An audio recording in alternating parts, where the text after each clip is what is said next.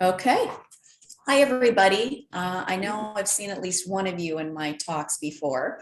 My name is Debbie DeAngelo. I'm a registered nurse, but I work as a holistic health coach.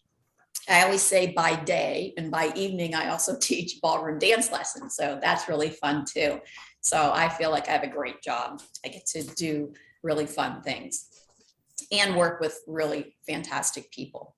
So the topic today was actually called Ready, Set, Go. Cute, but what am I talking about? Well, most of us nowadays have some kind of nutrition goal, whether it is surrounding your weight, could be, doesn't have to be weight loss, could be weight maintenance. There are people I work with who need to gain weight. I mean, believe it or not, there are those few people who have to work on adding a few pounds. It might be to improve your energy level. I have some women who are feeling kind of lousy through perimenopause and they want to, target that nutritionally. It might be you're interested in clean eating, kind of removing some of the processed foods from your diet and chemicals. It could be that you're interested in anti-inflammatory eating. Maybe you have certain autoimmune diseases or you wish to prevent disease, so you want to target that. So we all have, most of us, I think, have some kind of nutritional goal. What do all those things have in common? In my mind, in order to be successful, it all comes down to that meal planning and prepping. And that's really what I mean by ready, set, go. So today we're going to look at some things we need to take into consideration to make ourselves successful in whatever our goals are for us and our family. And then some specific foods and ways to incorporate them to make them more convenient and less time consuming. Why is this necessary? Well, people are living life in the fast lane these days. And what I mean by that is a fast-paced life followed by fast food, because that's all they have time for. And honestly, both of those are killing us. Between the stress and the way we eat, two huge risk factors. So if your goal is to eat more nutritiously or align yourself with your nutrition goals or help your family to eat more nutritiously, and you want to do that and make it more convenient and save money, then meal planning and prepping really is where we have to go to some degree. You can make it as minimal or as extensive as you want, but I do think there has to be some forethought there. So before we dig into specific kinds of foods we can have available, let's take a look at some points that we need to consider to set ourselves up for success and just, kind of streamline the process. First of all, decide which meals you want to prep. Now, I have people who've never done this before, so it's easier for them to select one meal.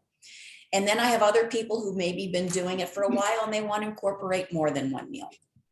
I would say about 80% of my health coaching clients select supper, they select dinner, because most of them work or they have caretaking responsibilities. And the last thing they really feel like doing at the end of the day is devoting a couple hours to making dinner and slaving over the stove. So they tend to go with that one.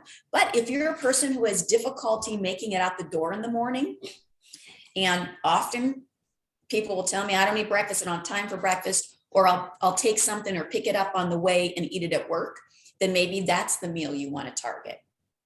Still others maybe don't carry their lunch or plan for lunch, so they eat out every day for lunch. And so lunchtime would be a good meal for them to focus on. So just decide which one you want to start with or you want to incorporate and why. Then select your recipes and devise a grocery list, because your grocery list is going to be driven by the kinds of foods that you make. So you're going to list, of course, you'll like some of your family favorites and some of your go-tos that are really quick and convenient.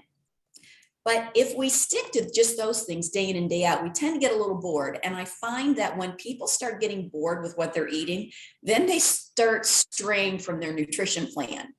So I would say add a little diversity, once in a while, select a new recipe to try. Maybe it's easier to do that on the weekend. Have a group of just a couple of friends. And when you guys find a recipe you like, share it with each other. So it makes it easier and more convenient, a little bit more fun. So don't forget to spice it up a little. Healthy eating does not have to be boring eating, because if it is boring eating, forget it. This time of the year, not a whole lot of people are interested in health coaching between Thanksgiving and Christmas, but I do still have some. who'll start. And I say to them, is this going to be an issue? Is this going to be a problem for you? And they'll say, well, I'm going to have a problem on Christmas Day, or I do Christmas Eve, or at a specific meal. Okay, that's not the problem.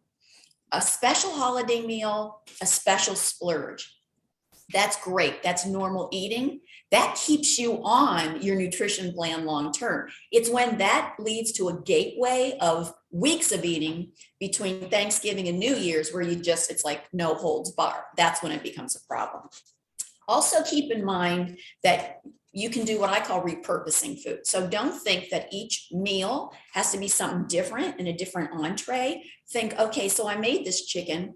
How else can I use this chicken this week? We're going to have the chicken, it's baked or whatever. Then I'm going to shred some up and make soup, and I could put it in soup, or put some of the shredded chicken up and make tacos. Think about different ways that you can use the same food so you're not cooking tons and tons of it.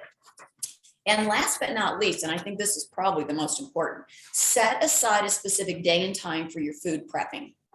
Most of my clients will do like a couple hours on a Sunday afternoon, and they'll do that for the week. I have some people who will do like 2 mini sessions. They'll do a little bit on a Sunday and maybe a little bit on a Wednesday to get that midweek hit in there and carry them through. So whatever works into your schedule and is convenient, I would just say make it consistent so that it becomes habitual. And decide, are you going to be prepping entire meals? Like, are you preparing entire meals? Or are you going to be maybe cutting up and preparing ingredients for a meal so that when you come home, you saved yourself that time and you throw it together? Or is it going to be a combination of both? Most of my clients will do that combo. They'll make some foods, some meals, especially for the beginning of the week, and maybe end of the week meals. So have things cut up and planned. So when they come home, they save themselves a little bit of time, but they know exactly what they're going to make. And they know they have all the ingredients all cut up or sliced up or prepared for them. And you pretty much assemble it. Now, as a side note, I don't think that these next couple of tips are necessarily essential, but I think it makes the whole process a lot smoother. Before you start, organize your refrigerator, because you're going to need refrigerator and freezer space. Organize it, get rid of stuff that gets stuck in the back that's old and you've forgotten about. Make sure you have the storage containers you need, whether those are glass or you're using some freezer bags or whatever. Make sure you have enough of those available. And then take stock of your appliances. Oftentimes we get kitchen gadgets and widgets and stuff, and they get shoved in the back of a drawer or a cabinet. What do you have available to you that you can use? Nowadays, a lot of people like the Instapot. Crock pots still work very, very well. You might have a rice and grain steamer. Those things are going to come in handy for you as you're making big batches of food or trying to make a lot at one time. So now we're ready to take a look at the foods that we might want to have available and what we can do with them. So I've broken them down in just a couple of categories. First of all, your produce. Listen, if you don't have your produce, your fruits and vegetables, wash and go, ready to go, you're probably not going to eat them. That's just, you get home or you're hungry or you're rushing out the door. And the fastest thing to grab is usually something that's convenient and something that might not be as nutritious. And you don't necessarily think about, I have to wash the apple or I have to cut this up. I have to cook this. Make sure it's ready to go. So with your fruit, when you get it home, wash it. You can have it out in a fruit bowl on the counter. Something really minuscule like that makes a big difference because you're seeing it. If it's out of sight, it's out of mind. You see it, you might grab it. Maybe cut up a big fruit salad. So you have that in the fridge and you just scoop out of it throughout the week. Frozen fruit works very well. It's very convenient, especially if you like to make smoothies or you like to put berries or something, melon or something at this time of the year, like on your oatmeal or your quinoa or some of your grains. So frozen is actually good. Fruits and vegetables that are frozen are flash frozen, which means they are allowed to fully ripen and then they flash freeze them on site. What's the difference between that and non-locally grown produce? Non-locally grown produce cannot be allowed to ripen. So for example, if your berries or whatever is coming from California and they let them fully ripen, by the time they're transported here, distributed, put out in the grocery stores, they're rotten. So they get picked way, way prematurely. so that they're not rotten and by the time they get to us. That actually affects the nutrition of it. So if you can eat something when it's fully ripened or produce that's locally grown, because they don't have to take into consideration that transportation system, you're going to get a lot more vitamins and antioxidants out of it. And that's where frozen fruits and vegetables come in strong, because they're picked at the peak of their ripeness. So that's a good way to go. Your vegetables, same thing, wash them up, scrub them up, chop them. I like to kind of big batch cook my vegetables. I'm really big into the oven roasting. I have the most gigantic, it is huge, rim sheet pan. I don't even know why I got it. Obviously, it's for like baking a cake. Like I'm going to bake a big sheet cake, but I use it for everything but the sheet cake. And I like to line that with aluminum foil. I cut up the vegetables, toss some oil like olive oil or avocado, walnut oil, seasonings on it, spread it out on that, bake it at about 400 for about 30 to 40 minutes. They kind of taste grilled. Now, some of your vegetables are going to be denser than others, so they'll take longer to cook. Just don't mix them up with the other ones. Kind of put them in little layers, like little, so you might have a tier of one vegetable and then a little tier of another vegetable, so that you can take them out at different times. And I can actually batch cook all my vegetables for the week. I also like to steam a lot of them. So use them in different ways, and then you can take those vegetables and use them in your different entrees. For example, say you're making Friday night pizza, and you can use oven roasted vegetables on that pizza. They taste delicious. They don't taste like any other way of preparing your vegetables and putting them on a pizza. You can throw them in pasta. You can put them in soups. You can eat them plain. Like there's just so much you can do with those vegetables once you have them. Also, if you like salads to go, you can make the salads in the little mason jars, and you can make several of those up in advance and take them with you like to work during the day. Now, there are a lot of recipes or instructions online that tell you how to layer the salad. There's a particular way of doing it with your ingredients so it doesn't become soggy. I really wanted to include that as a handout, but I couldn't find a way to cut and paste the one I really liked. The internet just wouldn't allow me to pirate it, so I couldn't use it for your handout. But there's a nice one in, I think it was Martha Stewart Living online. She had a really nice diagram of how to put that salad together in a mason jar. And again, the frozen vegetables, like just too easy. Probably one of the hardest things to do every night is to prepare your protein if you're relying on meat, because meat takes a little bit longer to cook. So if you're going to have meat at some of your meals, I think that's where it really behooves you to make up and cook some of that stuff in advance. Ground meat goes a long way. So whether it's something that's wild like venison or grass-fed and finished beef, turkey, chicken, doesn't matter what it is. Just make up some that's, fry some up that's ground, and you can use it in so many things. Soups, chilies, spaghetti sauce, tacos. You can top off a salad if you're a little deficient in your protein for that. So that'll take you a long way. If you've not roasted a whole chicken in a long time, you might want to do that. It's really easy, and you get a ton of meat off of a whole chicken. And I think we forget that, because oftentimes we buy the chicken parts, like, chicken breasts or thighs or wings or whatever. And if you buy the whole chicken and roast it, it saves you a lot of money, and you'll get a lot of bang for your buck, because you can reuse that, shred it up, and take some in for chicken salad sandwiches. You can put it in soups. You can put it in your side dishes. Jennifer Everline's pointing at me. I have a question. Okay. Shannon wanted to know, so while you're talking about chicken, like how long can you keep them in the refrigerator? So if she wanted to use some on Monday, some on Tuesday, some on Wednesday, some on Thursday, how long is that chicken good for? Chicken that's cooked is good for 3 to 5 days. So as long as you keep it refrigerated, you're fine with that. And by that time, you're probably sick of chicken. So it's not like you're gonna, eat that every day. But just so many ways. And the same thing with a roast. If you make some kind of roast, don't just think, oh, I got to keep eating the slices of this meat.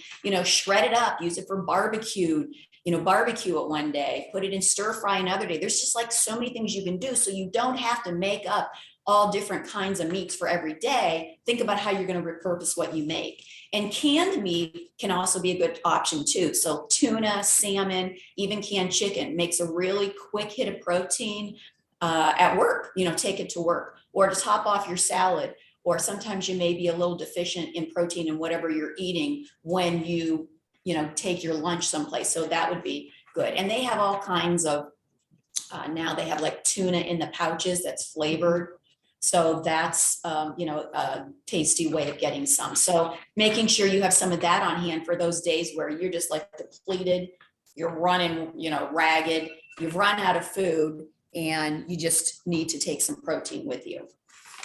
Meat's not the only source of protein though. Some other quick hits, legumes. It doesn't get easier than that. The beans in the can. So whether it's kidney beans, chichi beans, black beans, black-eyed peas, they're ready to go. Just have some of those in stock, and they're just so easy. Now, if you're a person who likes to use the dried beans and soak them and rinse them, that takes a little while. So yes, that would be something you'd want to prepare ahead of time so that you have them throughout the week. But there's nothing wrong with the canned versions either. Dairies if you can do dairy, it's a really great choice for protein. Greek yogurt, cottage cheese, some of the best. Just a glass of milk will give you some good quick protein. So think about those quick protein sources. Eggs.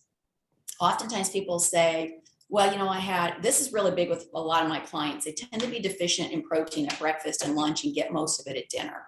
Or they'll say, well, I needed to have a snack, so I had, pretzels, or I had an apple. Well, that's great. But if you don't team it with a little bit of protein, you're probably going to be hungry pretty soon. So hard boiling eggs to have throughout the week, whether you take them with you for a snack, whether you put them on your salad, whatever you do to get a little bit more protein, that's just so easy to do. Scrambled eggs don't take that long, but a lot of my clients just don't want to take the time to make them in the morning. Now, I gave you a recipe for like the scrambled eggs in the muffin tins. That's a huge hit with a lot of people because you basically just make those up. You put all your fixings in, your scrambled eggs, pour them into the muffin tins, bake them, and now they're grab and go all week, or you can freeze them. So that's really big, especially if you're a person who takes your breakfast to work. You can make like a breakfast strata and cut that up and use that throughout the week. You can even make scrambled eggs in the microwave. If you've never done this, it's really, really easy. You just put your eggs and whatever vegetables and stuff in a little mug or a bowl, stick them in the microwave for about 45 seconds, take it out, mix it up, put it in for about 30 more seconds, you're done. I mean, that is really fast. So if you don't have time for that in the morning, then I'm not sure. Did you have a question, Kathy? I do. Do you recommend the protein drinks, like they come in little boxes and well, that's not my first thought with protein, but if you don't have anything else available, like for example, I have people who've got like teenage kids who are in track and in a lot of sporting events, and they have to have something quick and they need to have protein, then that will work for them. That's not like the first thing I'd rely on. Or maybe I have seniors who just have trouble eating much, or maybe they have denture problems and they still need to get some calories and some protein, then those are a good way to go. I actually prefer some of the protein smoothies that you can make. And you can make those up in advance and put them in little pint mason jars and put them in the freezer and then just thaw them. Yeah, they're really easy to make. And then the other thing you can do with protein smoothies is, and this is one thing I do because I always like to add stuff to mine. Like my husband always says mine looks like a science experiment. But say you like to add, like I'll put protein powder in it, I'll put some turmeric powder in it, some cocoa, I start to add things, ground flaxseed, some oats, all those dry ingredients. I simply put them in little Ziploc bags. Like I'll make up like 14 little Ziploc bags and throw those in the fridge. And so when I go to make my smoothie, all I have to do is literally put the milk in, the fruit, and then I just dump that packet of dry stuff in there. So you can make it a little quicker that way too. Makes sense. The protein powder, I think that's a godsend because sometimes it's hard for people to get protein in the morning, or if they're not doing dairy or they have allergies, it can be a little difficult. And the protein powders, if you get a nice one that dissolves well, you can put that in your coffee, tea, you can put it in your protein smoothies. You can throw it in your oatmeal, mix it in there, or pancake batter. So it's a really good way of getting protein for people. And it's a nice way of getting it for seniors or kids who need extra protein or need extra calories. Okay. So investing in a good protein powder can be a real time saver and lifesaver. You can make up the breakfast wraps. Like when we were talking about making the scrambled eggs, you can take those scrambled eggs and wrap them up with some little veggies or some slices of avocado in a tortilla. Make a wrap out of it for breakfast. You can freeze those. Those freeze very easily, and then just pop them out when you go to use them or take them to work with you. So sometimes it just means thinking outside the box. It's not like these are brilliant ideas. These are just things that we tend to overlook. And one thing that I forgot to put on there was soy products. Soy products are really a good source of protein if you're eating the right ones. Now, as I've said before, because most of the soy in this country is genetically modified, when you're using soy, like I drink unsweetened soy milk, I always get the organic or the one with the label that says non-GMO. So good sources of soy that'll give you a good hit of protein would be your soy milk, your dry roasted soy nuts.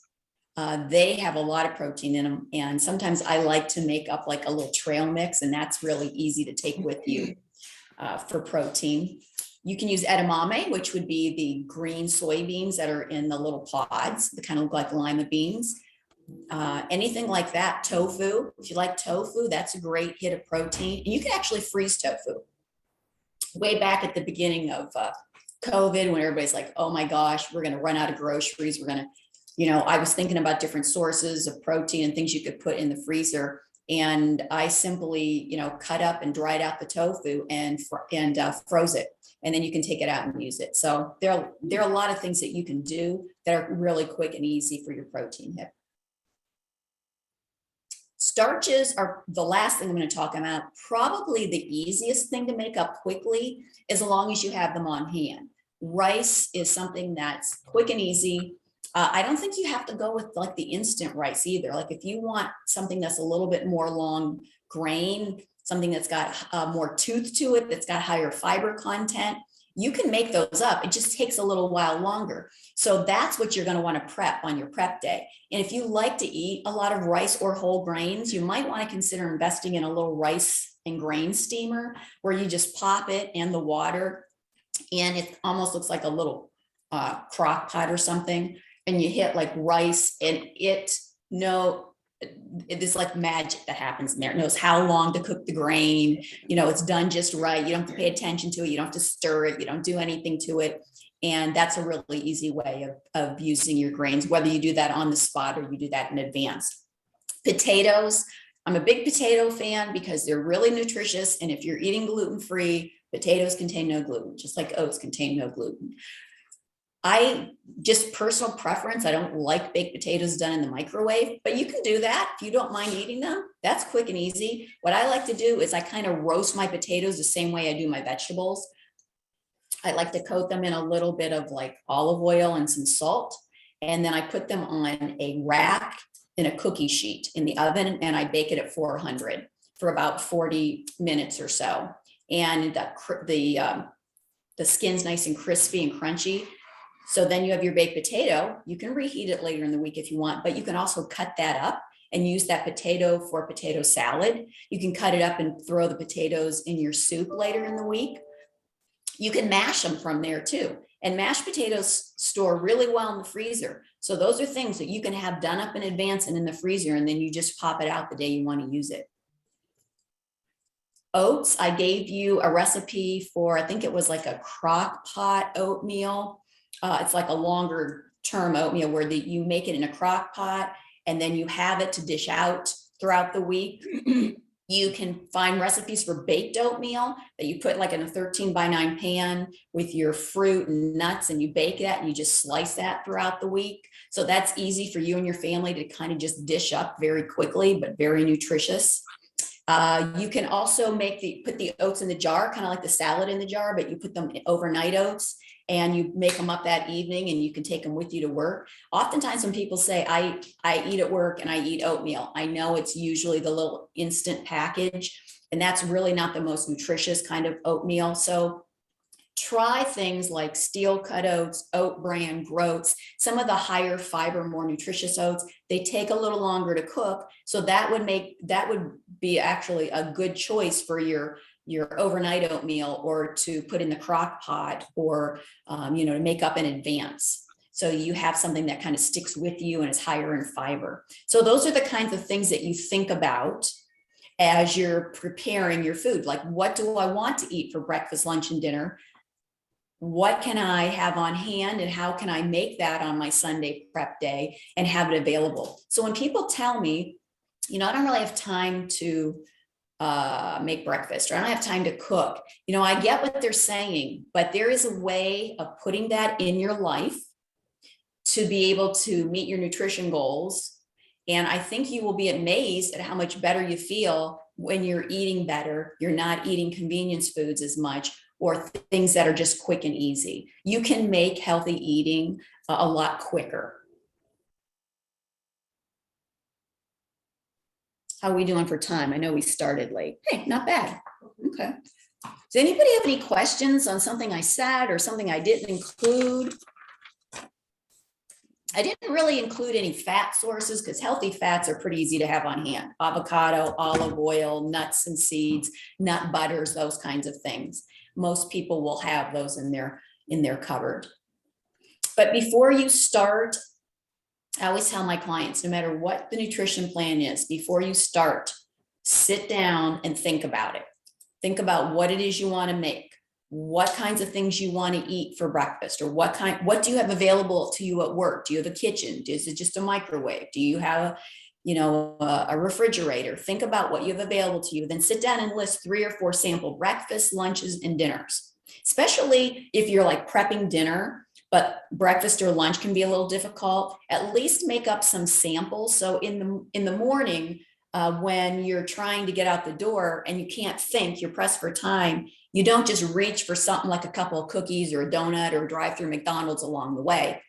You can look at your default list, your ideal list, and you should always have the items from that list in your pantry or in your refrigerator, so they're quick and easy. But balance your meals. When you look at your plate, how do you know if it's balanced? Ask yourself, where's my protein coming from? Where's my starch, my fruits and vegetables, and my fat?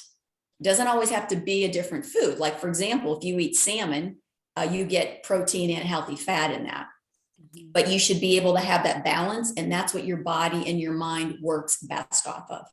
Kathy? The protein, plant-based versus animal-based? Mm-hmm. Okay. I think a nice mix. Personally, I don't. There's so many benefits to plant-based eating, but plant-based eating doesn't mean you have to totally disregard animal products. It means try to not rely on them as much and incorporate more plant-based foods. That's never going to be harmful. That's always a really good way to go.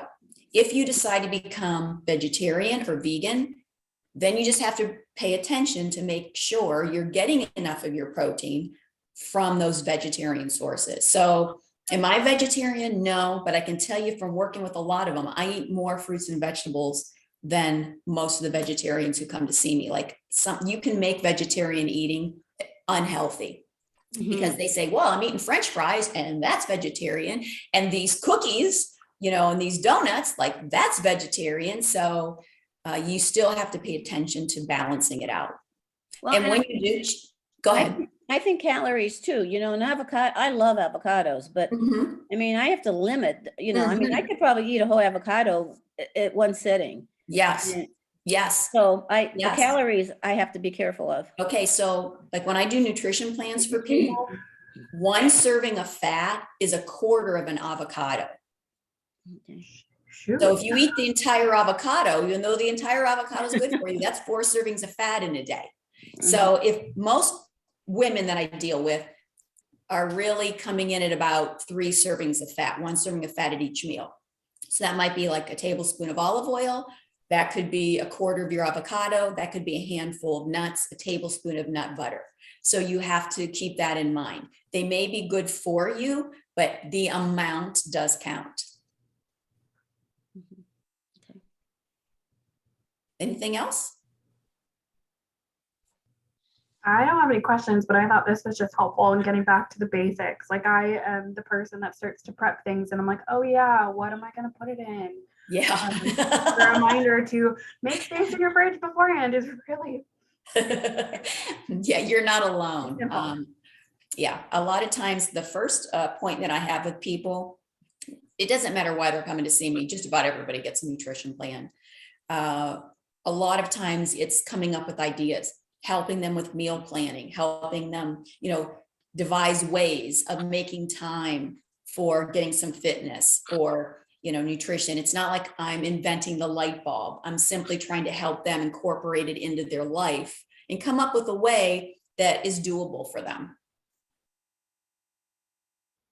So as we go into the holidays, keep in mind that what you do most of the time is more important than what you do some of the time. So you shouldn't feel guilty because you splurge at a holiday meal or at a holiday party.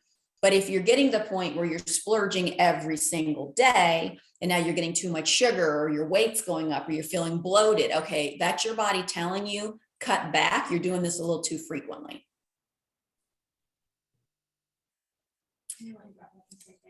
I have included my email on the handout. If you have any questions or if something comes to you later, just reach out and remind me that you were at this talk.